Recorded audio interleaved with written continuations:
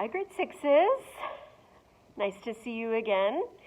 I'm back to read, continuing on with our book, and I brought a baby bunny. So I think this one I'm going to name Snickers. So I kind of had an idea to name him, someone's here. I was going to name him Nico, but I'm thinking Snickers, maybe, I don't know. What do you think? What does he look like? Oh, he wants to stay snuggled. Hey? Does he look like a Nico or a Snickers? Look at those ears. Tell me those ears aren't the cutest. Okay. Oh, and another one's running around at my feet. Okay. So, where did we leave off? I do love this book, so hope you guys are too. So she stole the pulley and came home, and Fritz was not happy with her, but he did forgive her, and now they have a pulley. So, chapter 25. Thankfully, the rain had stopped by the time we left for the Welcome Building.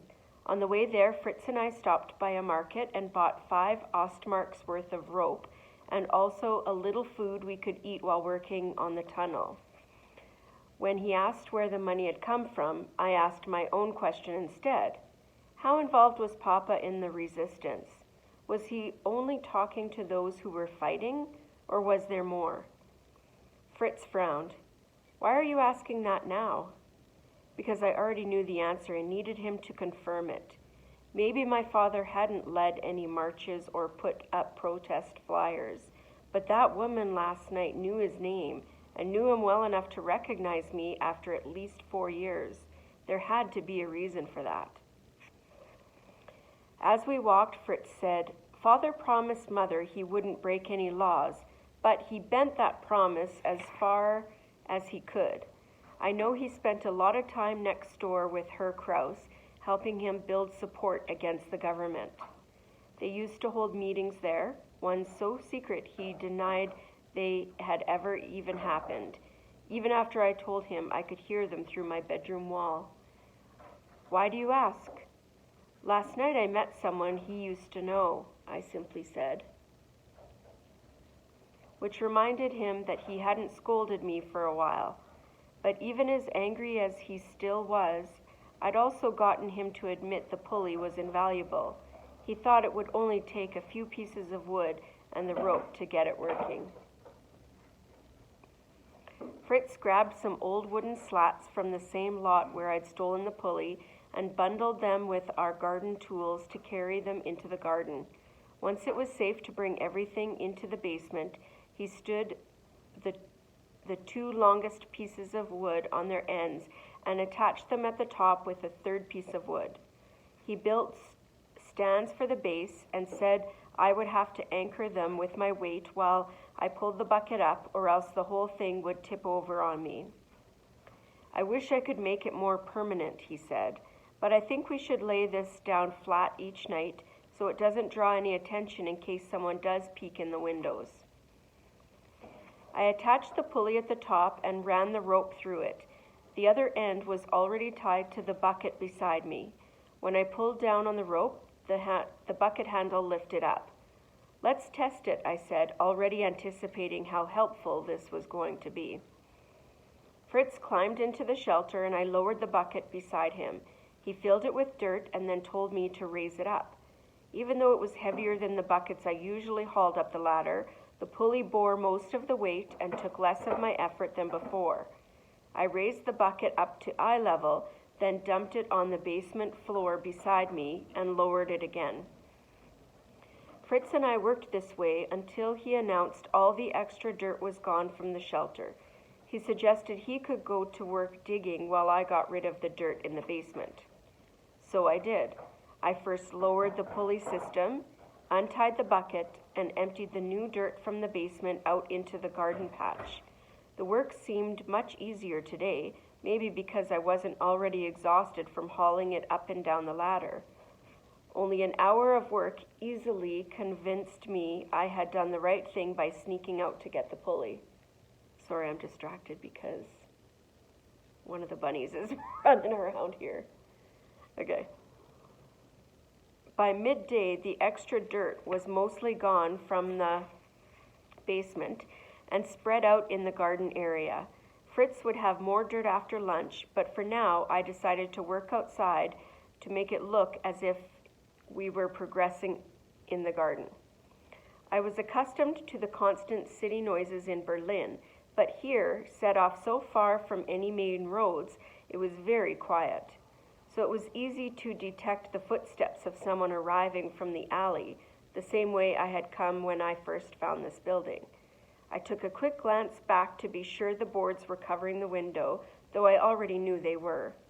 Fritz and I were very careful to always remember that, and I knew he wouldn't come out unless he was sure nobody else was around.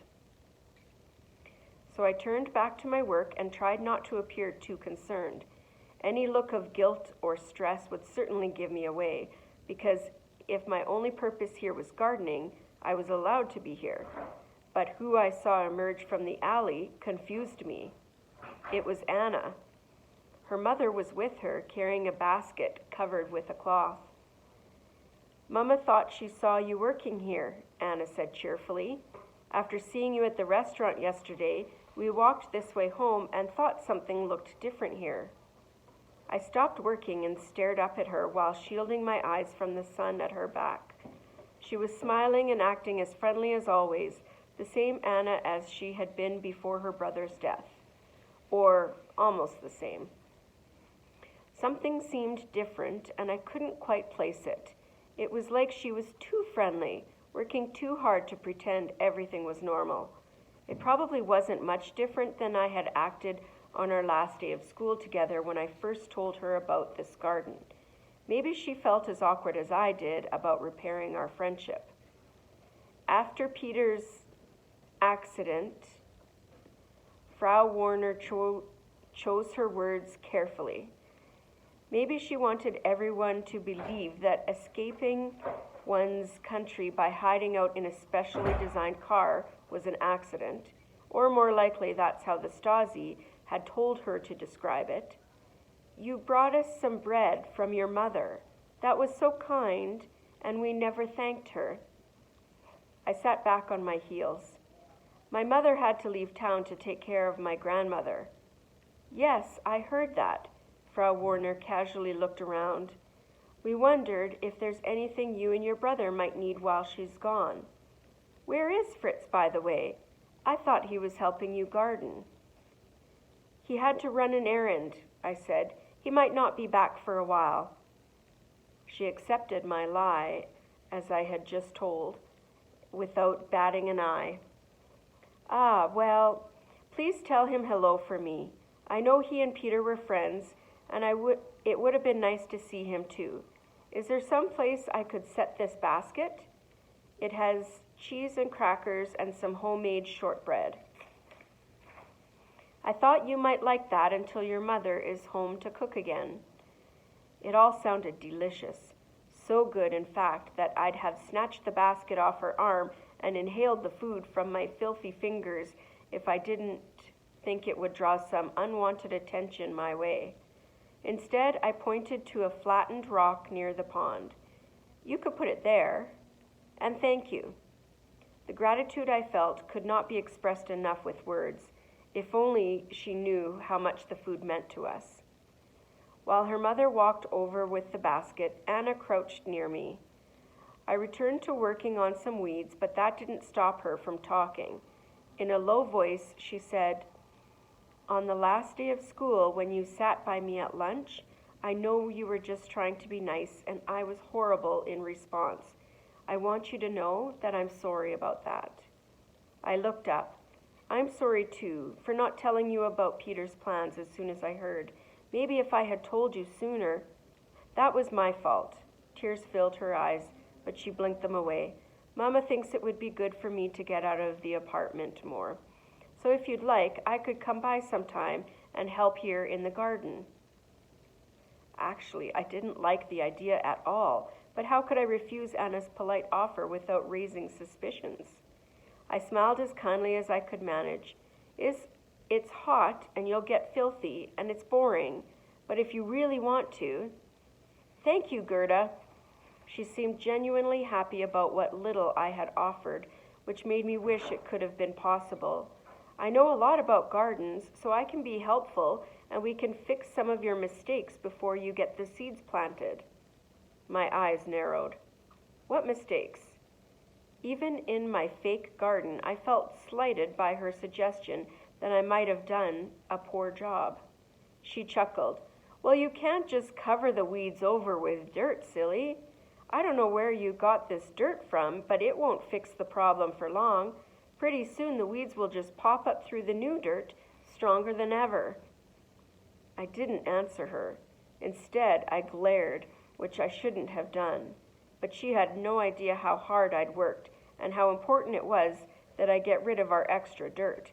If I couldn't figure out that problem, we would surely be caught. I wasn't angry at her, just frustrated with myself, but all I could do was let her walk away. After I was sure she and her mother had left, I made my way back inside the building where Fritz had been watching us. I heard it all, he said, even before I could say a word. Maybe the next rainstorm will even the fresh dirt out with the old, I suggested. We got some rain last night and nothing improved, Fritz said. Whether we cover the weeds or bare ground, it still looks like fresh dirt. We can't use it out here anymore. He was right. We would have to do the hard work of removing the weeds, which was bad enough, but the second problem was much harder. What would we do with all the extra dirt? Okay, so I'm going to just read the one chapter right now. Mr. Bin is going to be waxing the floor in the textbook room. So, let's turn it over so we can... Hi, Mr. Bin. Oh, hello. Hello, everyone again. These are grade 6s that I'm reading to now. All right. So be careful because there's maybe some rabbits running around. No. Don't want you to think that they're mice. Okay, so thanks for listening, grade 6s. I miss you. Bye.